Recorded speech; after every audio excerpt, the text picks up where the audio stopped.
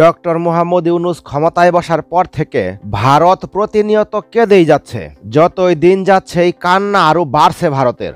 দেখুন, ভারতীয় গণমাধ্যম TV9 বাংলা তারা একটি খবর প্রচার করেছে। ইউনূসের কি স্পর্ধা, বললেন ভারতের ম্যাপই আঁকা যাবে না যদির পর তারা কি বুঝাতে চেয়েছে এই খবরে কিন্তু তা বলা আছে। চলুন আমরা তা জেনে নেই। এই সকল মিডিয়া তথা ভারত আসলেই কি বাংলাদেশের কোনো উপকার চায়, নাকি বাংলাদেশের এই সঠিক পথে চলা দেখে ভারতীয়রা হিংসায় জ্বলে পড়ছে? এই খবরটা দেখলে আমরা অনেকটা আন্দাজ করতে পারবো। তাহলে চলুন দেখে নেওয়া যাক তারা এই যদির পরে কি বোঝাতে চাচ্ছে। তারা লিখেছে, বাংলাদেশের নতুন বন্ধু হয়েছে চীন।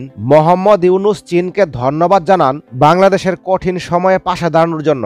দেখুন, এই সকল ভারতীয় মিডিয়া ডক্টর মোহাম্মদ ইউনূসকে তারা লিখছে মোহাম্মদ ইউনূস।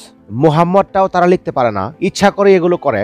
আবার কিন্তু তারা বলে বাংলাদেশিদের মধ্যে এত ভারত বিদ্বেষ কেন। তারপর কি লিখেছে দেখে নেওয়া যাক। এক সময়ে ভারতের সব থেকে ভালো বন্ধু ছিল বাংলাদেশ। মুক্তিযুদ্ধ থেকে শুরু করে কোভিড সংকট, যে কোনো বিপদেই ছুটে গিয়েছে ভারত, পাশে দাঁড়িয়েছে বাংলাদেশের। সেই বাংলাদেশই আজ কার্যত ভারতের শত্রু। পায়ে পা লাগিয়ে ঝামেলা বাঁধাচ্ছে অনবরত। কলকাতা, ত্রিপুরা, 7 সিস্টার্স দখল করার ফাঁকা হুমকি দিচ্ছে। এবার ভারতের সঙ্গে সম্পর্ক ও তাতে চির নিয়ে মুখ খুললেন সে দেশের অন্তর্বর্তী সরকারের প্রধান মোহাম্মদ ইউনূস। তারা মুহাম্মদকে সবসময় মোহাম্মদ লিখে থাকে। আসলে মানুষকে কিভাবে সম্মান দিতে হয় সে জিনিসটাই তারা এখনো পর্যন্ত শিখে নাই। তারপর তারা লিখেছে কি বললেন তিনি, মানে ডক্টর মোহাম্মদ ইউনূস কি বললেন। তারপর তারা লিখেছে, হাসিনার শাসনকালে ভারত বাংলাদেশ যতটা ঘনিষ্ঠ বন্ধুত্ব ছিল, ইউনূস জামানায় ততটাই তিক্ত হচ্ছে দিনে দিনে। এবার ইউনূস নিজেই এই সম্পর্ক নিয়ে মুখ খুললেন। ওয়ার্ল্ড ইকোনমিক ফোরামে দাঁড়িয়ে ব্যক্তিগতভাবে উদ্বেগ প্রকাশ করলেন। পাশাপাশি রয়টার্সকে দেওয়া সাক্ষাৎকারে বললেন, ভারত বাংলাদেশের সম্পর্ক যথাসম্ভব মজবুত হওয়া উচিত। বাংলাদেশের মানচিত্র ছাড়া ভারতের মানচিত্র আঁকা সম্ভব নয়। বাংলাদেশের নতুন বন্ধু হয়েছে চীন। মোহাম্মদ ইউনূস চীনকে ধন্যবাদ জানান বাংলাদেশের কঠিন সময়ে পাশে দাঁড়ানোর জন্য। প্রসঙ্গত, বাংলাদেশের নতুন সরকার লাগাতার কর বাড়িয়ে চলেছে। সম্প্রতি চাপিয়ে দেওয়া হয়েছে অতিরিক্ত ভ্যাটের বোঝা।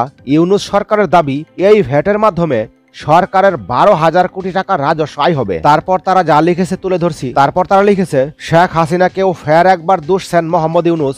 তিনি বলেন, হাসিনা জামানায় বাংলাদেশের অর্থনৈতিক বৃদ্ধি নিয়ে যে দাবিগুলো করা হয়েছিল তা সব মিথ্যা। আমাদের দেশের বর্তমান আর্থিক অবস্থা গোটা বিশ্বের কাছে একটা শিক্ষা। হাসিনা বলেছিলেন আমাদের প্রবৃদ্ধির হার সব থেকে বেশি, কিন্তু সেটা সবটাই মিথ্যা ছিল। দেখুন বন্ধুরা, ভারতীয় সংবাদ মাধ্যমগুলো তারা কিন্তু ইচ্ছে মতো মনে যা চাচ্ছে তাই কিন্তু বলে যাচ্ছে। উগ্রবাদী এবং উস্কানিমূলক খবর।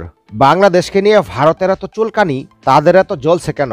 এ জিনিসটা বিশ্লেষণ করলেই বাংলাদেশ যে সঠিক পথে এগোচ্ছে, বুদ্ধিমানরা কিন্তু সেটাই ধরে নিচ্ছে।